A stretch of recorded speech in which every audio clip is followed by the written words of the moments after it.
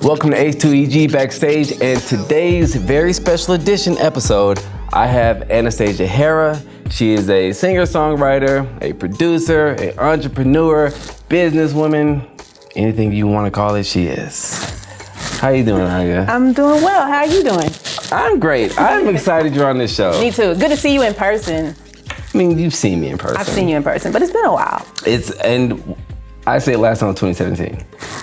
I refuse to believe that, but it's got to be right. It's got to be right. It wasn't, okay. 2017. 4 years.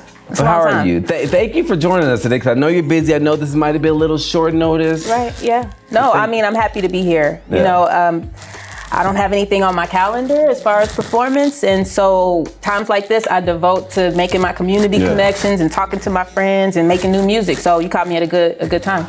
I honestly, at first, I didn't think you would be able to do this, because last time I was randomly surfing the internet and I was I was on the Austin news site, and I saw you. Me? I saw you on there. I saw you walking through the offices of the Fox office. Right. I saw you at a bar being interviewed, and I said, Moke, there's no way she is gonna be able to do this. Oh no. But look at you, you cleared your calendar. Nah, it's not like that, you know. You could have lied and said it was. No. But these are the fun ones. This is the stuff that I cherish, being able to talk to people that know me and have been following along with my journey the whole way. So like, this is, I live for this. Yeah. Yeah. So let me just real quick. How was the Fox thing? Because I saw you walking through the office. Was that weird? I think what you were talking about is actually a clip from the Big Tuna video, but they incorporated into the Fox piece. Oh, really? Yeah. You were walking through the office on Big Tuna? Well, okay. So Big Tuna, the video itself follows a day in the life. So, you know, I start out at work, then I go to the gym, I go to band rehearsal, and I think what you were saying was me walking through the studio space where we rehearse. Okay, I will look at her. Yeah, hey, Walking to the office, they got the camera out there. To get places, right? No, but I mean, you was in the office, so the way they showed it, it seemed like that you were at the Fox, because you were on set, right? Actually, no. Fox came out to Hotel Van Zandt, where I had been shooting a commercial ad for Hera Tropical Rum, and that's when we went inside the bar and we kind of sat down and had an interview, kind of like this one. So Fox came out there. Fox so you're like popping. I don't know if you call that popping. I think it's just the day and age that we're in. You know what I mean? A lot of places still aren't opening up their studios to the public. Like this is new. I haven't done this in a while. Right. Just for that reason. So yeah, Fox came out to where I was, and it was a good thing. Wow, impressive. Yeah, thank you. But how does, since that's been going on, how you been handling it? You mean being busier or being more visible? Yeah. I feel like I've been practicing for this moment for a long time. Yeah. You know, when I have my downtime, I cherish my downtime. I probably don't change out of sweats. I don't do anything extra. But when it's time to be on, when I have something to talk about, something to promote, when I'm trying to, make a connection, I realize this is part of my job, and it's a part of my job that I really like, because I get to tell my story. Yeah. I get to show people what it is that I have to offer and be myself in front of the camera. Yeah. I'm not, recording where I have to get a perfect take, and but so this is what allows my personality to shine through. Now, I know you, I would say I've known you for at least 6 years, maybe. Sounds about right. And so I know you on and off camera. And whenever I watch your interviews, I say to myself, this girl is very well media trained, but she's also herself. Yeah. Like this is how you are, you know what I'm saying? And I'd be real proud to see that, because you're very professional. It's a balance. It's a balance. Okay, so, when I started this career and I said, okay, I'm gonna rap, there were just a few promises that I made to myself that I have to keep. And one of them is not to switch up who I am and how I communicate. Yeah. If it's real, it's real. When you even called me out, if you see anything or hear anything that doesn't sound remotely like me, you're like, hey, what's up? What's going on? Yeah. So I got people like you around me to keep me grounded. So, it's just, but I don't, it's rare that ever happens. Other times I'm just hating. No, I feel you. But it adds a little spice to the relationship. Yeah, I got to. I got to keep you in toes because because sometimes there's gonna be people out there hating for real. That's true. I'm just giving you the little simulated hate runs. Right. You know. Yeah. So and you do very well. We're still friends. I appreciate. Yeah, definitely. And you definitely call me out all the time. That's my job, right? I know, but you be like let me live sometimes. That's not true. That's not true. I let you make it a lot. Now that I'm better. Okay, exactly. I was off the chain. No, we've been through a lot. You've seen me grow. You know, you've seen the struggles that I've been through trying to get people to listen to me or give me a chance or open up their ears and eyes to what I'm trying to do. So, you know, you see me at my lowest. You know, you'd be like, hey, I ain't heard no new music. What's up with you? You know what I mean? I know you're really isolating right now. You're not being yourself. And so I need that. Yeah. I need that influence. I need that familiarity, someone that knows my patterns and can help me. You know what I mean? I need that. So with you being a veteran in the industry, and you've seen changes for the good, bad, locally, globally, right. What are some of the changes that you've seen in the industry that is good for the veteran artists and also good for the newer artists? Okay. Well, I feel like what's good for any and all of the artists is that the platform and the megaphone is more accessible. Okay. You know what I mean? Yeah. Now you're just as likely to be able to access or get your voice heard next to a big star as ever before. Right. So that's new. And the veteran artists have to adjust to that because now, you know, there's competition, there's noise. You know what I mean? And then the newer artists, you know, they've got to hopefully bring their art and their image and their overall presentation up to the level so they can get noticed, so they can maximize on those opportunities. Think about this, okay, so how do you, because now I could put a song out the same day Hov put a song out. Yeah. You know what I mean? And I can be on Tidal the same day Hov is on Tidal. Right. But what I've seen for newer artists is that the attention span is quicker. Yeah. So you have these newer artists that are putting out music, but versus, I guess, in my day, coming up before Spotify and all this stuff, it was good for artists to have that mystique that they drop and then you don't hear from them. Now, you have the mystique because I bug you a lot and I say, hey, where's this? Where is that? Can you resend me this? Can you resend me that? Do you? No. But you don't. You don't. I do. You do sometimes. You do at your own pace. And I respect that. And I love that. But to me, you have been more relevant. You've skyrocketed up and you still stay at your own pace. So I know that there's a lot of competition, but what makes it different for you? That's interesting. Well, you know, honestly, if I was, you know, going at 110% and doing everything that I'm supposed to be doing, you know, according to social media and numbers and algorithms, I might be a little further along. But I've noticed that you fell back from social media and that made you pop even more. Did it? I don't know. It's hard for me to gauge. It's hard for me to gauge what's going on, you know, because I have a lot of jobs. I got to create the stuff. You know, then I got to promote the stuff and I have to, you know, perfect it and then put it out there and then receive feedback and make it better and make connections. Like, it's a lot. Right. So I'm not really able to kind of step outside and see what's going on from the outside looking in. Right. I'm on the inside deep, you know. I don't even have time really to check my likes. I'm just trying to do the next thing and figure out what's next and see, that's how I good can that connect. You're not worried about the likes. Right. Well, I worry about them, but I can't afford to worry about them. You know, it would take too much of my mental energy away from what I need to be focused on. Right. Yeah, I can't afford it. So, but as far as you having that mystique, have you ever sat to yourself and said, I need to drop this, I need to drop this, I need to drop this? Or are you just always at your pace and whenever it feels right, that's when it's right? I know that I need to do it, but I'd rather it be good than be fast. So it's like, okay, I know I need to get around to this TikTok thing. I know I need to do a reel. I need to engage, but I don't pressure myself because I feel like I've been there. You know, been on that rigid schedule. Okay, well, every so many hours you need to be posting and updating and it's too much work. Yeah. You know what I mean? And it's too much energy devoted to where I don't want it to be. And then it becomes too dependent on how well is it being received and what are people saying? And then why is this not getting the engagement that this other thing did? And it kind of fosters that competition, and I'm not always in a place where I can tolerate that. Yeah. So I try to save my energy for being productive. And when it happens, I trust myself. You know, I feel like with me having 10 years in the game now, I'm at the point where I trust myself. Well, hey, when it's time for me to come up with a quick little clever thing and snap out and reach people, I can do it. But I don't pressure myself to do it.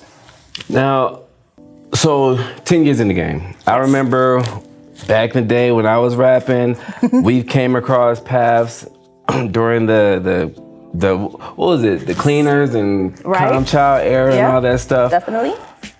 So in those eras, because you know some of those times it was pay to play. Yeah. You would have the promoters kind of scamming people, or maybe as the new word, clout chasers. You know that they might promote something that is not gonna happen. You know what I mean, or say that somebody's gonna be there. How do you navigate through all that now? And are you? I mean, would you pay to play now? Well, you got to be smart. Well, you get paid to play. My bad. Well, no. It works both ways. It does. It definitely works both ways. So I feel like I'm on the cusp of where getting paid to play is more of a thing than me paying to play. Right. But it comes in handy sometimes. Like, you know, when we first entered the COVID pandemic, a lot of bands were like lost. You know, we can't go gig. What are we supposed to do? How are we supposed to make money? How are we still supposed to connect with people? And I felt like the new wave was going on to the virtual shows. Yeah, because I saw you on a couple. I did. Yeah, we did. You even did something from your crib. I definitely did. Yeah, I've invested in the equipment and the gadgets, and they were all sold out everywhere because other artists were doing the same thing. Right. So it's really about adaptation. I realized that it's about numbers, you know, as much as I wish that it wasn't. It was more about the quality of the output, you know, that I'm a dreamer, you know what I mean? And I feel like I can accomplish that, but I realized that in order for me to reach that point to where I can just only focus on the quality and not on the numbers, that it takes a lot of work to get there. Yeah, so I'm trying to weigh, you know, and balance what I do. Okay, so, but I mean, but that doesn't really mean pay to play though, because you're paying for you're paying to use the streaming service, maybe like So think of it as me going in and paying for studio time, right? So I'm taking my band in, everything's set up, there's lights, there's cameras, we can accept tips, you know, digitally, but I did have to come out of pocket for those opportunities and that access. But you know, you see it as an investment in where you're trying to go. That's more so like you paying for your show setup versus somebody being like, pay me $200 for 10 minutes. Well, see, I graduated. I feel like I graduated from that a long time ago. You know, and that's still a valid business model for some people. And for those people, the numbers, it is. It makes people money. And that's a valid, the promoter, right? So that's what I'm saying. The art is not even a factor to them. The numbers and the people and the dollars are a factor to them. So do you think that's bad for the industry then? Because you got Joe Smo who can't rap worth nothing, but he got bread. Yeah. So you gonna put him on the show. We live in a capitalist society. True. And what we're talking about is like a microcosm of the industry at large. You know what I mean? Because it's not the best music that is the most widely broadcast. It's not the most quality material that's actually making it into your phone and your living room, into your whatever your kids are consuming. Right, yeah. You know what I mean? It's usually it's not that. It's the pop easily packaged, super marketed, overproduced stuff, you know? Now we're in the music capital of the world. Yeah. Beautiful, lovely Austin, Texas. Yeah. Beautiful day today. It is. Now, when I first seen you, I've known you for 6 years, but I feel like I've known you for maybe 10. Right. Because when I was running through the scene, I used to run past you. And I remember I would always compare you to Jean Grey or Raspity. Like you were a hip hop head. Yes. And your demographic was the hip hop head. And then I remember we became cool. And then I remember you sung one time and I was like, yo, you should be a singer. Yeah. You know what I'm saying? Then you're like, I'm doing the singing and rapping, but you did it well. Yeah. Now, have you seen your demographic change or grow, or like, I'm not saying you did that to reach new demographic of people. But have you seen like the difference? I feel like, you know, my fans and the demographic that really follows me and buys my music has evolved to the extent that I have evolved, right? So starting out, and you know, you brought up a good point about how you encouraged me to sing and use my voice in different ways. And that actually was what prompted a lot of what I'm doing now. But, you know, I had to grow somewhere, you know, and I didn't have the confidence when I was first starting out to sing. I had the confidence to rap, you know, that's easy. I can do that in my sleep. But singing is something completely different. I had to rethink a lot of things. I had to rethink my own image. I had to rethink, you know, my voice. Because I when I rap and when I sing, I could be saying completely different things. I'm coming from completely different places. You know, and if I'm combining it, who knows what I'm gonna come up with. But I have seen it change. My hope, though, is that whoever follows me and listens to my music, let's say they encounter me now in 2021, I'm hoping that they'll go back and listen to, you know, 2011 me and then 2015 me and be like, okay, she's grown. I can relate to all of it. What I'm hoping is that all of the music is at that level that it can be appreciated by people who appreciate music. And that's my demographic, people who love music. So it doesn't matter what color, age range, gender, as long as they can relate and open up their heart and listen to my point of view and recognize themselves in it, then we got something. So you're all over the place performing. You are. You're all over the place performing. So you're getting a lot of new fans. Yes. Are you kind of hands-on with your fans? You know, you communicate with them, talk with them? Yes. Okay. No, go ahead. No, I was going to say, because I'm at that point now where I need those fans to become lifelong fans, and I need them to be invested. So when I say I'm dropping a project, or a product, I need them to be ready and support to show that I have that community support. Okay. So do you ever tell your fans like, hey, go check out Kellen Yoga, go check out, you know, my old stuff? Because I know for me, like, if I have new fans, you know, I would tell them, like, yo, check me out, but I'm not gonna be like, yo, go check out my 2016 podcast. You know what I'm saying? Well, okay, you're an artist, so you can relate. You know that the you that's sitting here talking to me now is not the same you artistically that you were a year ago, or 5 years ago, or 10 years ago. So I don't know, like, I struggle with that. In some ways, I do want people to go back and listen to my first few projects so they can understand, you know, my latest project was 6 tracks, and they're all trap. You know, and I feel like it's easy for people to relegate me and my project into that category because that's all they hear. But if they go back and comb through my catalog, they'll hear the depth, they'll hear the range, they'll hear the versatility. So I do want people to go back and listen and become acquainted, but I'm trying to, I think the point that I'm trying to get across is that I'm still evolving. You know, the last project that you heard, that's just a snapshot. That's where I was from 2018 to 2019. You know what I mean? There's a lot that's happened since then. There's a lot of different ways that I've learned how to express myself. I started making beats. So what you're gonna hear on the next project is not gonna be trap. It's gonna be whatever I feel, whatever I like, and whatever I feel like is gonna vibe and resonate with people. So I'm constantly changing. So on your next project, are you gonna produce it? I'm doing a self-produced EP, Wow.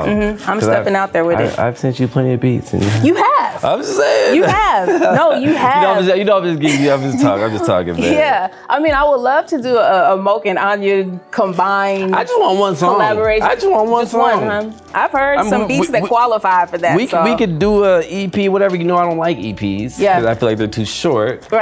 But you just sat here and said that people's attention span. I know. I said the newer generation. I am not the newer generation. I am an LP guy. You're old head? When Kanye dropped the 27, when Drake dropped like the 2021, I love that.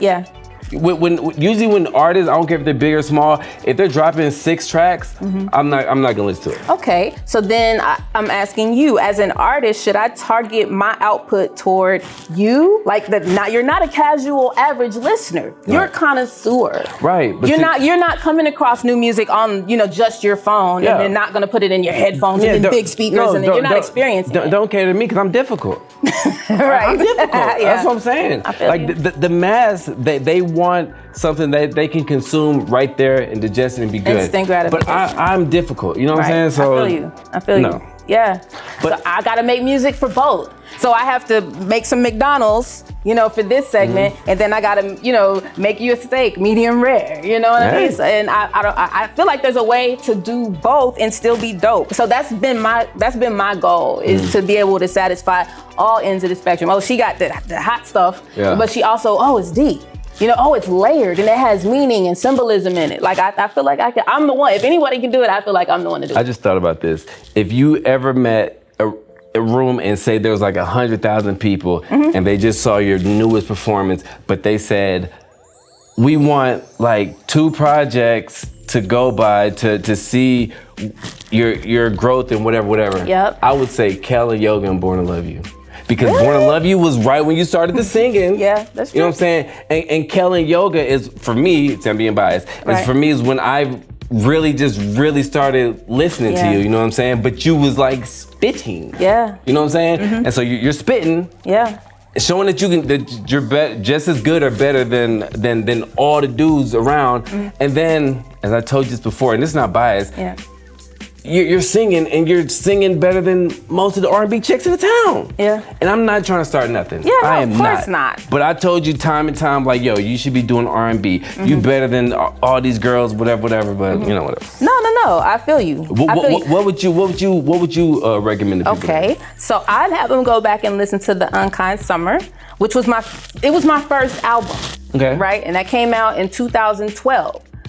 So, I came out with a mixtape, Pretty Color Bad News, in 2011, and that was good. Some bangers on that one. That one has Lift Off. That one has Battlefield, and that it wasn't. Yeah. So, but Unkind Summer was an opportunity for me. It was the first opportunity that I had to sit down at the equipment, record myself, mix my vocals, mix these beats. That was me being more creative. So I would have people go in and listen to Unkind Summer, and then I have people listen to This Is Anastasia, which was my most recent EP, that I intentionally decided, okay, I've put all my heart and soul and work into these prior projects, and I feel like nobody's listened to them. So I'm not even gonna put all of that into it. I'm gonna make some dope music, but I'm gonna keep it kind of light. Wait. I'm not gonna pour myself. You feel like nobody listen to what? What? You feel like nobody listen to what? As I said, you talking about the newer or the older? The older stuff. The older stuff. Well, I'm not saying nobody. Tours. What are you talking about? You're here, but at the same time, I'm not getting booked for the shows. People in Austin. You was getting booked for HB. Come on, man. You was doing the historically black colleges and stuff. You're right. You was. You're right. But at the same time, I realized that people are not really checking for the deep stuff. You know what I mean? I feel you. If it's too deep, I feel like people will tune you out. I was telling my personal stories, but still I felt like being overlooked for shallow party club stuff. People are like, where's your club banger at? I'm like, but this is my heart and soul. And they're like, but where's your club banger? So after so much of that, you back up and you say, okay, well, I'm gonna save myself and my stories and my personal, me. I'm not gonna bleed my soul onto these tracks. I'm gonna write decent, timeless songs because that's just who I am. But until I have a higher profile, until I know I got people's attention and they really, really listening, I'm gonna just, I'm gonna hold off a little bit. I can be the hater, but I don't want to hear you on the club shot. Really? I don't know. Maybe it's one of those things. Just for me, there's one little. Like if it's like popping, but I don't want you talking about twerking and stuff. Well, no, that doesn't have to be a club banger. I don't know. Look where my mind goes. They play Kendrick in the club. Look, I'm just saying, look where my mind goes. Right, but you know what? That's what it has to be for women. Right. And that sucks. Because that's definitely not me. But again, I feel like if anybody can make that inroad and put, meaningful, dope, uplifting, positive lyrics on a dope beat that can go in the club, I feel like I can do it. And I won't stop until I do it because I know that I can. And I've heard enough people say, oh, well, you maybe need to do this. And I don't think so. I'm going to do what feels right for me. Yeah. And if it's a goal of mine to have people, twerk into my music, but it's not demeaning, whatever, I feel like I can do that. I'm gonna try it. I feel that. Yeah, it's gotta be some young lady out there that's like, you know what? This makes me feel good, but I don't really like what she's saying. Right. I don't feel like I could repeat those lyrics. I can't play this music and party and enjoy it with my mother or my grandmother or my daughter. So I want to cater to those women that do want to be able to enjoy music with their family or, see their own values reflected. Hard work. Yeah. I'm not going to sleep with anybody to get where I need to go because I know I have the time. I know what I got. And it's not what's between my legs. Not only, you know what I mean? And I want to reach those women that feel the same way. I feel you. Now, speaking of feeling the same way. Yes. Let's talk money. Yeah. Money in the music industry. Money in the music industry globally, but money in the music industry locally. Yep. Now, I know you be getting coins, you know what I'm saying? You're doing your thing. You had these bougie hotels and stuff. You think there's money behind that? Or does it look like money, or do you think that there's money? What, in the bougie hotel? Yeah. When I went to go see Kevin Gates, he was staying there. Okay, I got you. Yeah, I used to work at a hotel. Yeah, there's money in the hotel. Okay. Now, all right. Now, not everybody who performs gets paid. And not everybody who performs gets paid or they pay to play. What do you think that we should do to funnel the money? Because there's a lot of good, talented people. That's true. You know what I mean? And there's a lot of good people who go unnoticed because they're getting on these shows and they're not getting paid. And in order for you to get paid, you gotta sell like 80 tickets. Yeah. So for if you could, or for a newer generation, or for somebody who has got it out the mud, I'm trying to formulate this question right. Okay, so my advice is gonna be invested in the right things, right? So you mentioned it earlier. We live in Austin, the live music capital of the world. You're not gonna get anywhere in Austin unless you have a band to get in some of these clubs. You know, when they wanna book you, they don't want just you and a DJ or you and a track. Right, yeah. They're like, who are your musicians? Right. And not only that, but these musicians, they need to be paid for their work too. A lot of times this is their only job. This is their only income. So whenever you see me on stage with 4 and 5 guys behind me, all those guys are getting paid. Sometimes they get paid and I don't. Okay. Sometimes I'm paying them out of my pocket to be there and I'm not getting paid. You know, so but that's a valid investment because that's the language you have to speak when you're trying to make some noise in this city. Right. You know, and so I would say the amount that I've invested into, like, let's say I got to rent rehearsal space. I got to rent equipment from Rock and Roll Rentals. So, you know, this person has this thing they need to create and make me sound good on stage. Like, there's a lot of investment that goes into it, but I'd rather invest in that because I know that it's what it's going to take to get me noticed in this town. Okay, so now you go through the investments, and we're just keeping the music. Yeah. Just talking music right now. Multiple streams of revenue. Yes. What is your take? What advice do you have to give to anybody who's looking like, okay, you know, because I mean, now if you're a rapper who's coming up and you're good and you're not making any type of bread, then you kind of playing yourself. Right. Yeah. Because it's a little bit too easy now. Yep. So what is your whole? So, like you said, you just got to find your ways to cash in. A big one right now is sync licensing. So, you know, you make the music, but you get it into the hands of the right person and you'll be on commercials, TV shows, movies, and they're always looking for music and they don't want to pay the big bucks to the big celebrities when they just need sort of, you know, background hip hop club song number 2, you know what I mean, playing in the background. And that could be you, that could be your discovery. That's your name on a credit, that's a resume builder. So I would say definitely sync licensing. One place that I have needed to catch up, but I'm just now catching up on is merchandise. You know, things like this that have my face that people like and get attached to. I should have been wearing this the whole time. You know, so these are free, of course, and I like giving stuff away, but little things like that, you know, make people a part of your story and a part of your journey. Who does artwork? Somebody I found on Instagram. That's dope. It is. It's all right. You know, got your tattoo and everything. You know, it captured the essence. And the color of your dread. The color of my hair, the expression on the face. Why you don't be telling me about these things? You see, you get, when I get on you, and then you be like, "Oh, what you talking about?" And you come out here with all these. Why is it that I tell you and you completely forget? Okay. Fair. Yeah, it is. But yeah, I mean, you know, we got to be creative. Yeah. We got to step out here in different ways and make our money different ways. So, you know. Now let me ask you some things about you. You're a female artist, female rap artist, female musician, producer. What's one of the hardest things that because I feel like you're well established, but I feel like there's still, you know, some hardship that women go through. Yeah. Can you name some? Where do I begin? Honestly though, and it took me a while to get here, but I'm in a place where I can confidently say that there's certain things that I no longer give energy. Right. When I first started, showing up to venues, figuring out how to present myself, watching how other people interacted with each other, how the promoters interacted with so-and-so male artists, how they treated them, where they put them in the lineup. I remember there was a show that I think you were the only girl on there. Yeah. And you were telling me that they were like trying to play you. Yeah. You know what I'm saying? And I'm just like, how does it feel when somebody's like a promoter or somebody's trying to play you and then you get on there and just bust everybody's ass? It's beautiful. Yeah. I could say I live for that. I live for this, but I live for that. Yeah. Because I'm sitting somewhere, in the back of some club somewhere, and I'm watching this act and I'm watching that act and watching the reactions. But I'm like, you know what? Okay, enjoy it. Yeah. When it's my turn, I'm gonna kill it. I'm gonna murder it. Yeah. Like nobody's coming on this stage to do anything after me. I already know it. So that is the competitor in me. You know what I mean? Like I feel like why I'm gonna be a rapper for the rest of my life. It's the competition. Yeah. And it's not a negative, I'm better than you, I smash you competition. It's like, I just gotta show you what I came with. You know what I mean? So I'm at the point where I don't take it personally anymore.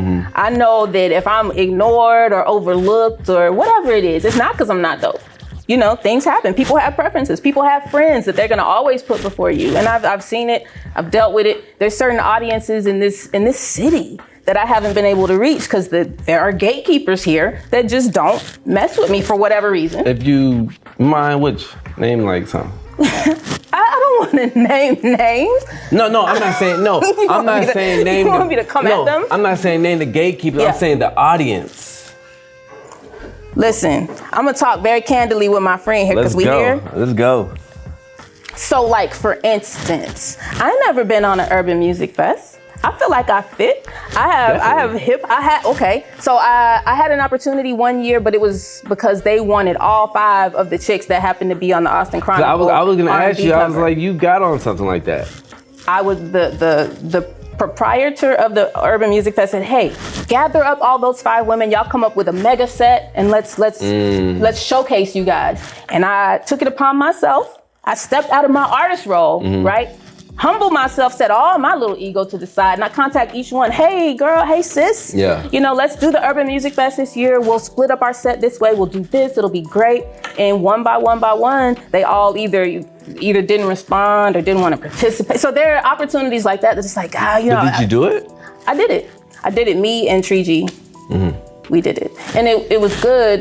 It was dope. But I feel like had I had that, let's say they came to me and said, hey, Anastasia, we want you and your band to come take this stage and do what you do. Yeah. You don't have to give your time and extend yourself and beg other artists and then deal with the ego outfall from the, damn, chick, you can't even hit me back. Right. You know what I mean? Like, so, yeah. So there are certain opportunities like that I feel like would have been beneficial to me. Would have been an opportunity for me to reach somebody that was like, oh my God, this chick was doing hip hop, but it was good. It was clean. It was dope. Like it was all these things. So I feel like I've missed out on those, but what it means for me is I just need to work harder. I need to make more music and better music. I need to step out and do things that people never expected me to do. I got to make as much noise as possible. Do you think that, because I'm pretty sure the Urban Festival is owned by Black people. It is. Do you think white people give more chance for music than Black people? 'Cause I feel like with Black people, sometimes they look at it as it's competition. My friend might be on the bill and this person might outshine them. And white people just be like, yo, I want y'all to have fun. Well, I feel like it can go both ways. Because, I've performed, let's say in Rosewood Park, or, I did Jump On It one time, and I've made lifelong fans. Yeah. Or, I've had, elders come up to me and be like, young lady, you this or that, or, that reminded me, I see them out there shaking and grooving in the audience. So I've seen that people discover me, without knowing anything about who I am or what I do, and they fall in love and they're able to appreciate it. Right. Yes, but I have noticed it on the west side of 35 too, where people really open their ears and listen and are accepting of whatever it is that I have to give, and they are able to appreciate it. So I've seen it go both ways. Facts. Now, there was one moment in your life that you had, and I was very excited. Which one? It was Revival. Yes. Now you started that. Do I say names or? Go ahead. It was it Harriel's wife? What's her name?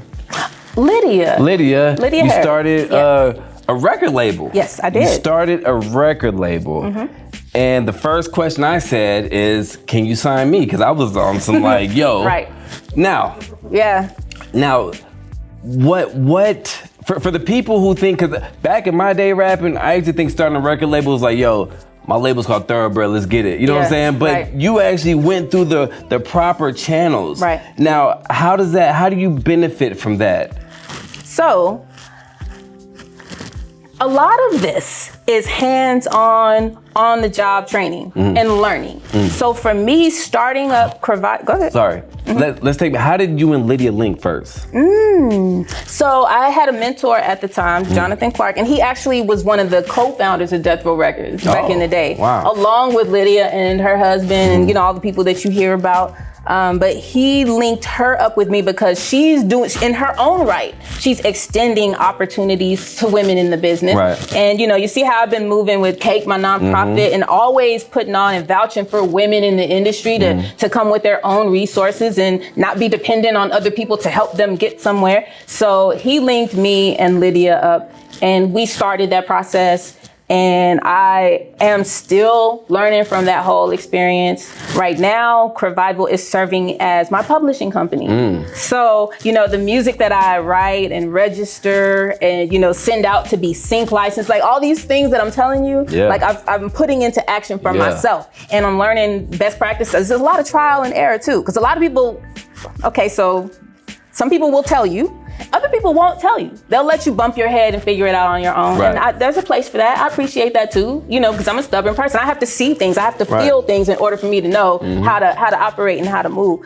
So yeah, that's what Revival is for me. It's my venturing out into having my own publishing company, getting that mailbox money, getting those royalties in. Talk about it. Yeah, having that come filtered through. So that is definitely serving me still right now.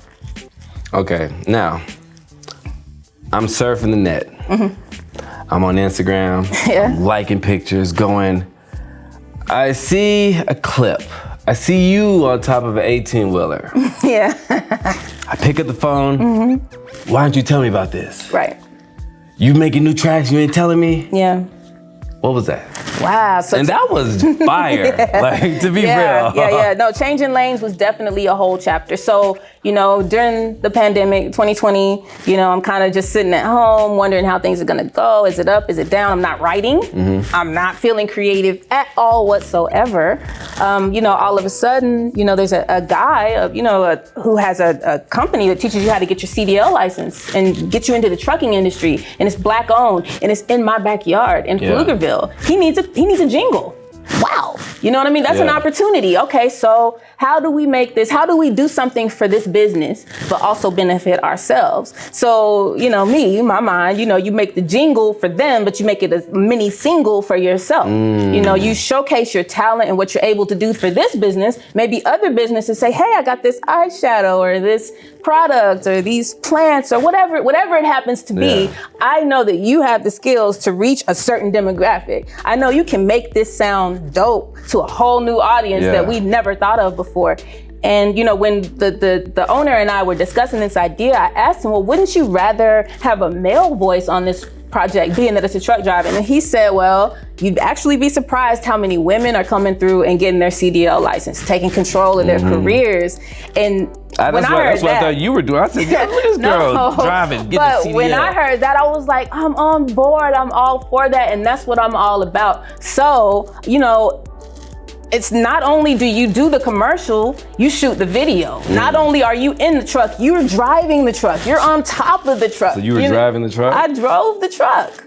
How was it? It was fun. Imagine, what I mean? Was it like a shift thing? Okay, so it was an automatic. Okay, that's more my speed. It was an automatic, but still the experience, having all that power, all that horsepower, and just being able to do it. My first time out there, and I'm on camera, and I'm showing people that, hey, this is possible. You know what I mean? So it was a big deal for me, and I think that me doing that and showing people that I had the capacity to step out of myself step out of what I normally do to lend my talent to further another business, showed people what I was capable of. And I feel like I manifested now having my own business and then doing all the campaign marketing behind that too. So it's baby steps. Jeez. Yeah. Now, I have 2 more questions. One, real quickly, tell us about Cake.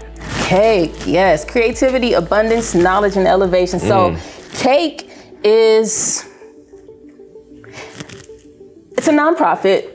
It's a business, but for me, it's me giving other women and girls something that I wish I had a long time ago. I tell people in my dream, I've been a rapper all my life. I've been a music lover all my life, but there were 15 years of my life that I didn't write a song, I didn't write a word, I didn't do any poetry, I didn't express myself, and I couldn't figure out why I didn't feel whole. I couldn't figure out what was missing. I couldn't figure out why I was sad, why I was frustrated, why I was angry. But when music was introduced into my life, or when somebody said, hey, here's Pro Tools, record yourself.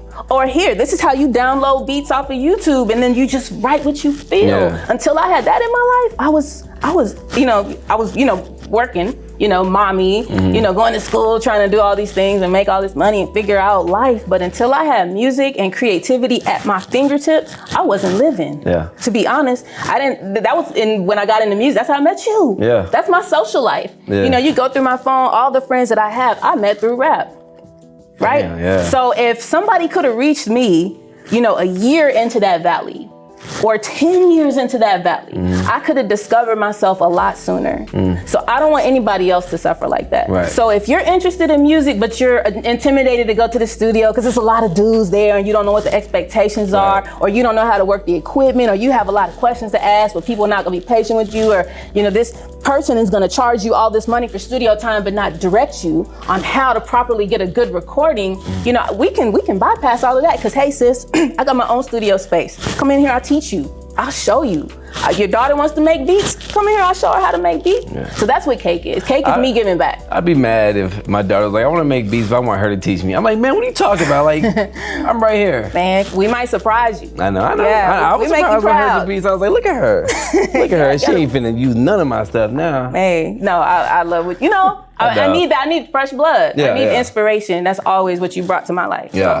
So with Cake, how would they go about, like, if somebody had a child or grown up or whoever wanted to get involved, like not get involved, but be mentored?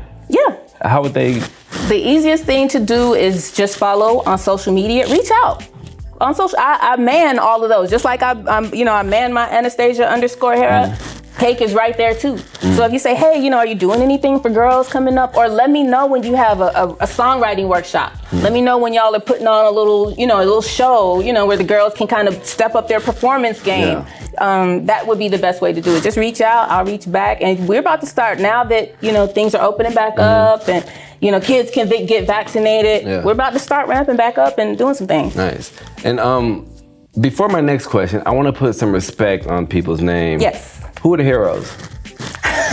So, the heroes, and so it's crazy because there's two aspects to that. It's a play on my name, Anastasia Hera and the heroes, but also because being in Austin and operating on this live music scene, you deal with musicians, they come and go out of your life. You share musicians with 4 and 5 other artists. That guitarist is not your guitarist. Right. He'll come and play and make some money and you'll pay him and y'all go your separate ways, but are they really invested in your success and in your music? And that's what the heroes are for me. So we've been rocking, a few years, so but solid like for a year.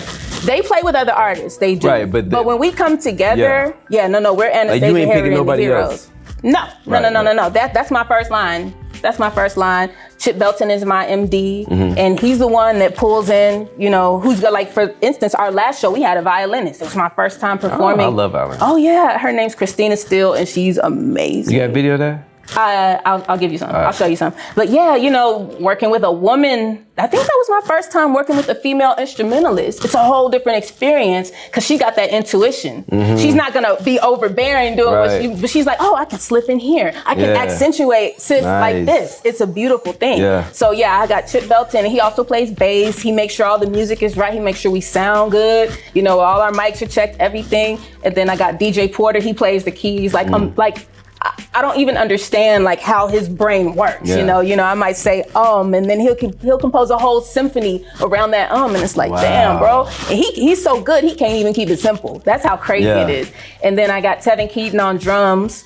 And you know, what he does is, you know, I hit my little cadences in the raps. He'll learn those and then he'll like follow my cadence. Like amazing. So what we've got together, because they've taken the time to be invested in what I do, because they know the better I do, the better they do, and vice versa. I was happy for them that they played ACL yesterday. Tell me how it went. Let me know. Was it exciting? What was backstage like? Who else? They got to see Badu and everybody yesterday. So I mean, you know, we're a unit. And this is my first time really having that dedicated unit, and I wouldn't trade it for anything. Nice. Shout out to the heroes. Shout out to the heroes. I just want to put some respect on their name. Last question.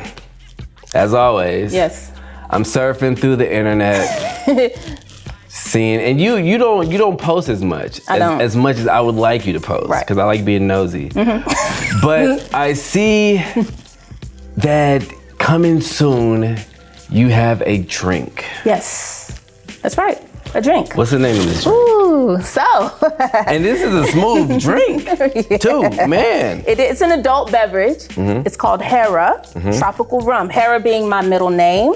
You know, and it's. I feel like it's ready-made to be on a product line. How did that form, though? Ooh, well, okay. So you asked me about Curvival. Much in the same way. My manager, Doug Lofton, knows Pixie Paula. Wow. She lives in South Carolina, and she started 9 businesses. She's got 9 businesses going. She's, you know, sat on the liquor board in Texas for 10 years, despite not living here. So she's super, super educated. You know what I mean? She knows how to navigate this business. She knows the obstacles of navigating these businesses as a woman. You know, how people kind of overlook you and maybe condescend a little bit, and she's been able to overcome that.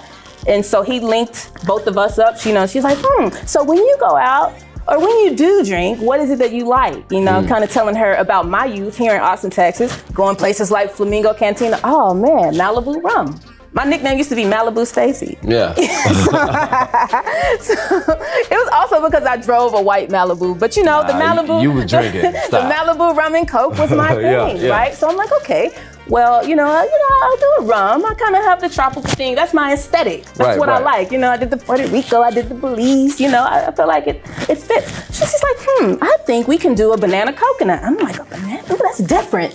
You know what I mean? And so I figured, hey, she's got the formula. She's got the facility. She knows where to get the bottles. She knows all the legal regulations, what goes on the label. You can't get into stores unless you go through different steps. She knows those steps. Wow. So again, here I am learning this business as I go from a woman that's been in the business forever that just wants to see me win. And I want to see her win. So, you know, she had the making of the product, and now I have the development of the visual aesthetic. Okay, so what's the name of it? How does it look? How does it sound? How does it feel? You know, how do you want people to feel when they see that bottle on the shelf, or they take it home, or they crack it open, or they're at Sunday Fun Day and they can order it from the bar?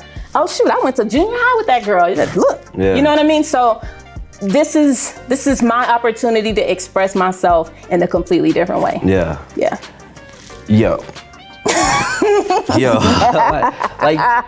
So your family last name is Hera? My middle name is Hera, like the goddess. Hera. And you know, it's simple, it's strong, but it's feminine. But I think it's cool that because you know, a typical artist would have been like Sincere Rum. Right, Anya Rum. You know what I mean? Like what made you pick that name? It's a stamp in itself. Like it is a logo. when you see the letters together, like it just makes sense. Yeah. Anastasia's fine, and that's cool, and all my music is gonna have that on it. Right. But I feel like if we cut into the chase and we're talking about the legacy, the long-standing thing. Okay, you got the Hera rum, you might have the Hera clothesline, you might have the Hera whatever it is.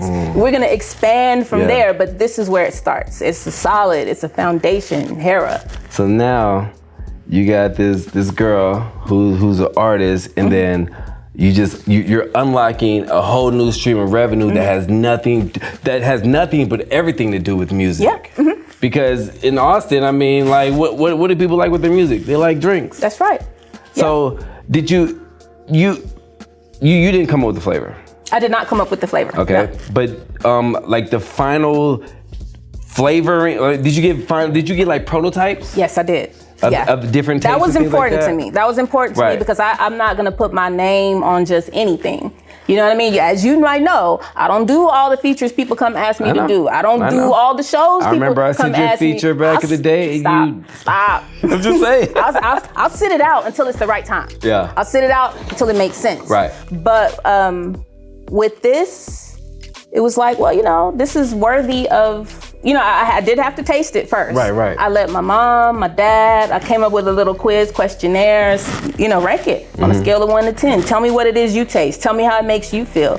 But once I was able to taste it myself and share it with people, I was like, yeah, this is good enough to be under my umbrella. Yeah. And you know me, I am your friend. I am blunt, but that when I tasted that, like I was telling everybody, I'm a dark liquor connoisseur.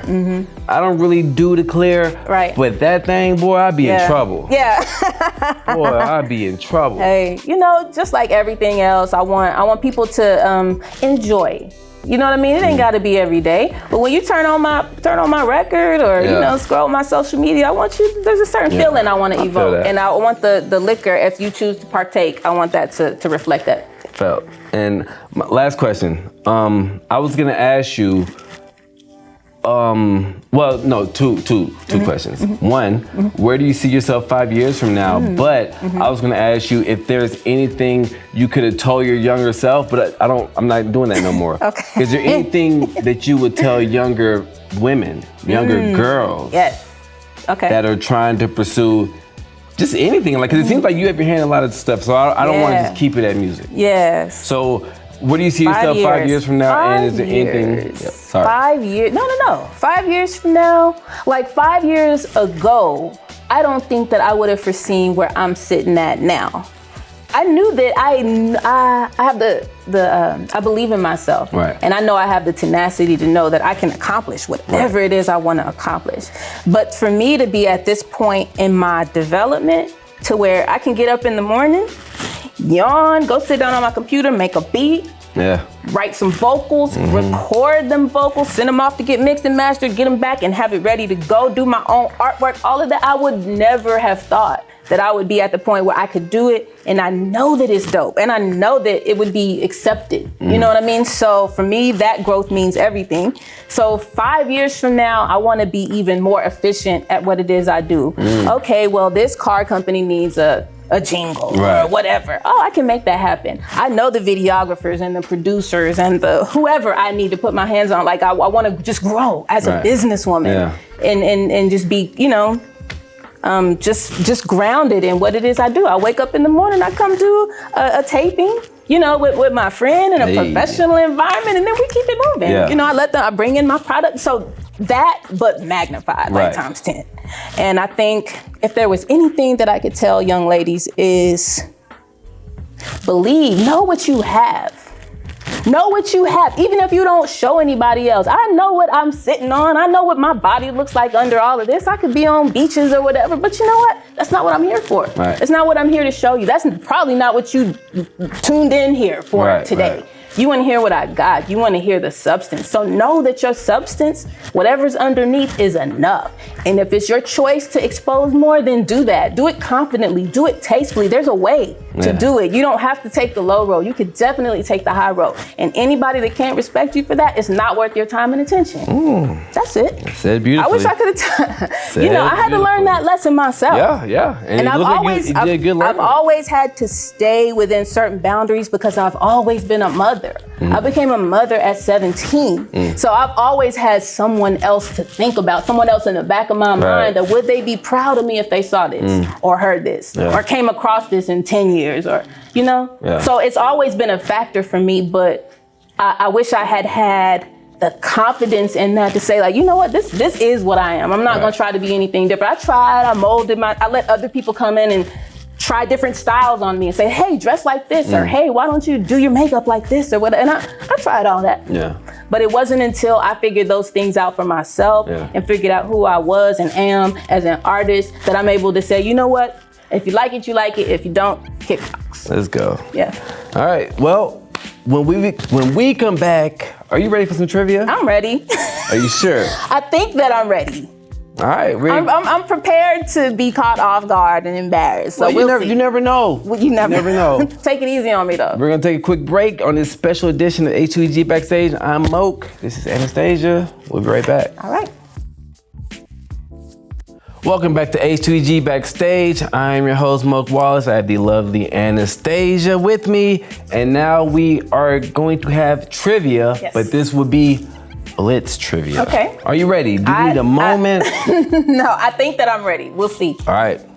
This will be multiple choice. How many different instruments did Prince play on his debut album? A, 0, B, 27, C, 9, D, 3. D, 3. Are you sure? Yes. Wrong. C, 9. No, wait. You're already wrong. You're already wrong. B, 27. Wow. It's Prince. God. It's Prince. It is Prince. I thought 27 was outlandish, but then it's Prince. It's Prince. You're right. According to the album Notes for You, Prince wrote, produced, arranged, composed, and played all 27 instruments on the recording. 5 years from now, that's me. And I'm gonna be asking somebody else that question. Right. They're gonna say D, 3. That's fine. They can say that, and then you blow their mind. All right, yeah. This next one is multiple choice. Okay. What genre of album did Snoop Dogg release in 2018? A, hip hop, B, reggae, C, gospel, or D, blues? Snoop Dogg. Was he still Snoop Dogg in 2018? When did he become Snoop Lion? Because this might help inform my answer. I think Snoop Lion was before 2018. So I'm gonna say B, reggae. Okay, and I'm going to say you were wrong. It is C, gospel. In 2018, Snoop announced that he was a born-again Christian and released his first gospel album, Bible of Love. I didn't even know that. I had no idea. I learned something. I didn't know that. Yes. Wow, look at me. Now this is just you gotta know the answer. Okay. What cocktail is made from a combination of rum, coconut cream, and pineapple juice? What cocktail is made from the combination of rum, coconut cream, and pineapple juice? Rum, coconut cream, and pineapple juice. So that wouldn't be like Kahlua is like chocolate. A pina colada, I feel like is more of an iced type thing, like almost like margarita style. Okay. I don't know what you would call that. I have no idea. Give an answer. Yeah, I ain't got no multiple choice, so I have at least some basis to. Oh, see, I would give you a hint. Okay, wait. So you said rum, coconut cream, and pineapple. Yeah. We're gonna call that's the Anastasia Hera right there. That is true, but it's a pina colada. Oh, okay. Well, then that's my spin on the pina colada, which you can make with Hera tropical rum. I think it would be a great fit. I love it. Talk about it, sis. This is a multiple choice. Okay. The album Songs in A Minor was recorded by which artist? A, Jasmine Sullivan, B, Alicia Keys, C, Lauryn Hill, or D, Toni Braxton? Okay, I need because I thought I knew the answer until you gave me the multiple The Songs in A Minor. Songs in A Minor, okay. Was recorded by which artist? Okay. A, Jasmine Sullivan, B, Alicia Keys, C. Lauryn Hill, or D. Toni Braxton? So it's not Lauryn Hill. Okay. I would have known about that. I don't think that it's Toni Braxton. That doesn't sound like her naming convention. I don't feel like she'd go that route. So we got Jasmine Sullivan or Alicia Keys. I'm gonna go with Alicia Keys. And that is correct. Songs in A minor is the debut album by Alicia Keys, which was released June 5th, 2001. Wow, 2001, so like 20 years ago? Where does the time go? What was on that? Do you know what was on that album? I keep on falling. That was her first project. Woman's Worth. Yeah. I think Karma might have been on there. Okay, her heavy hitters. I used to go to the library and listen to albums, and that was one of them. Like the but Fallen, Public Library, they have albums there. They have videos there too. But I know Women's Worth. I'm gonna listen to that after this. Secret Diary, was that on there? No, that was that was a new one. That was with Tony. I remember that. Mm-hmm. I'm about to start going to Hopeless list of songs. I'm trying to distract you so you don't give me more questions I can't answer. This is you just have to know the answer. Okay. Which Diddy protege collaborated with him on 2009 Must Be Love? Diddy protege, 2009, Must Be Love. Was this a song or like an album? I would say it's a song. Cassie. Correct. I got one right. Cassie, you keep saying I got one right after you get one right. I got another one right. Cassie was in a long-term relationship with Diddy from 2007 to 2018. Wow, that's a long time. I know, to be with Diddy. To be a pick-me. Sorry, what? To be with Diddy. To be a pick-me. Cassie was bad though. Like, you know what? She probably definitely in her own right. Definitely a woman who I feel like should have had more autonomy in her career. Yeah, but I don't think any woman wants to come out, like break out, and her first very popular song is about giving oral sex to a man. I don't think any woman wants that for herself. Oral sex? Is it Me and You? Yeah. That's her first Make song. That Move. That's the first song? Yeah. Well, that's the first. That's when she kind of burst on. That was her first big song, I believe. You know what song I'm talking about? Yeah. And it was about that. But maybe it's okay. Look at Eve. She would have been there. She ain't worried about rap. You're right. But you never know. You still gotta look in the mirror at night. You still gotta look yourself in the mirror. Your kids are still gonna hear that song. If I would have been there, I'd look in the mirror, I'd be like, yeah, I did that, yeah. That was my first song. Yeah, I feel you. This is our last one. Okay. And this is another one you just have to know it. Yes. Which R&B artist signed Christina Milian to Radio Killer label in 2009? This is interesting. Which R&B artist signed Christina Milian to his radio? This is interesting. Okay. Because we're talking about The Dream, are we not?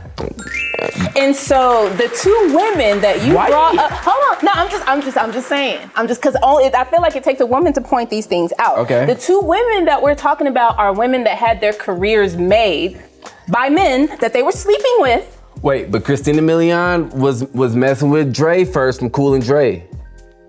Who was she messing with? But he did not just like put her on like that. Like she had a whole baby by Dream. She did? Didn't she? I thought she had baby by Dre. She might have babies by both, because that's what I'm saying. See, cake. But is so that, women is can that have bad their though? own resources is and that get bad on. Though? Look at Erykah Badu's baby daddy's Free no. Stacks, Jay Electronica. She was well established. DLC. No. Erykah, as you know, calls the shots, and she was well established in her own right and had made a whole career of herself, not being overtly sexual. Right. You know, not coming out with songs about going down on dudes or, you know what I mean? It's a whole different thing. It's a whole different. When you're approaching things from a place of power and abundance and not, desperation or trying to get in on somebody's come up, it's a whole different feel. And so that's what I want to pass on. That's the young ladies that come behind me. I want them to know that that's possible. You ain't got to date somebody to get somewhere. I date Beyonce to blow up. I'm sure you would. Well, see, there's a double standard there. We don't have to get into that conversation, but there's definitely a double standard there. I know you would. I date. Let me stop. But see, me, I wouldn't. Right. I don't think it's a celebrity that could walk in this room and be like, hey, if you... Diddy walk in here, be like, who leaving me? I'm like, me? You can have him. I'm joking. Yeah. I am joking for the narrative gets messed up. I am joking. Yo, so What you did? You did like 3 out of 3 or 4 out of 6? I think I got all of them right. No, you did not. You I didn't was right about. I was right about the Snoop Lion. He did play 3. He played 3 plus instruments, so I got it right. No one said it was only 3. Girl, he did play 3 or more. It said what it. How many instruments? So you got that one right. He did play, yep. That one right. I got reggae one right. You didn't get the pina colada one right. I did get it right because that's my signature drink with my rum. That's true. That's true. So you got all of them right except for the Prince one. I'm not letting you have that. Okay. I'm not letting you have that. You can have that one. You're not gonna do that to Prince. I'll let you have it today. Cause say 5 years from now when I'm doing this and I'm talking about you and you did 27 things and the girl be like, well, she did 3 plus. I played all 27 of them roles. But what if they say she did 3 plus? You gonna let them have that? No, you gonna right. So you're not having it. I'm not having it. You're right. Okay, so I give you that one. Anastasia, this was great. Likewise. This was great. Thanks for having me. I had fun. Now at this portion, yes. Tell the lovely people where they can find you. Ooh, so the easiest way to find me is on my website. My website is a hub to follow my social media, to find out when you can purchase Hera Tropical Rum, which is coming to a liquor store, bar, restaurant, live music venue near you. AnastasiaHera.com. You can keep up, see what I got coming up, listen to my old music, get in touch with me, like all of that. So AnastasiaHera.com. And your handles? So social media is going to be Anastasia Hera. So Instagram, Anastasia_Hera, Twitter, Anastasia_Hera, and like link up with me. Facebook, Anastasia Hera. It's all the same, all across all platforms. Now, if there's any last words you want to give. The last word that I want to give, and I think I said it earlier in this interview, is persistent. No matter what it is, if you get up in the morning, whatever that thing is that makes you happy, that pushes you to keep going, that you live and breathe for, outside of your family and your plants and your dogs like me, do that thing and don't let anybody put you off doing that thing. Don't let anybody tell you you're not marketable enough or good enough or cute enough or whatever it is. If you know that that's what is within your soul to do, to produce, to make, to promote, do the out of it. Yeah. Bleep me, please. But it's that important. Yeah. That's it. I feel you. Yep. To follow us, H2EG Backstage, you can find us at H2 Ent Group. And you can find me, your host, Moke Wallace, at Moke and Friends. I'm Moke Wallace on Facebook, Moke and Friends on Instagram, Snapchat, everywhere else. That's where you can find me. And this was great. Once again, I give you another handshake. And I'll always, hello, mother. And thank you for watching the show.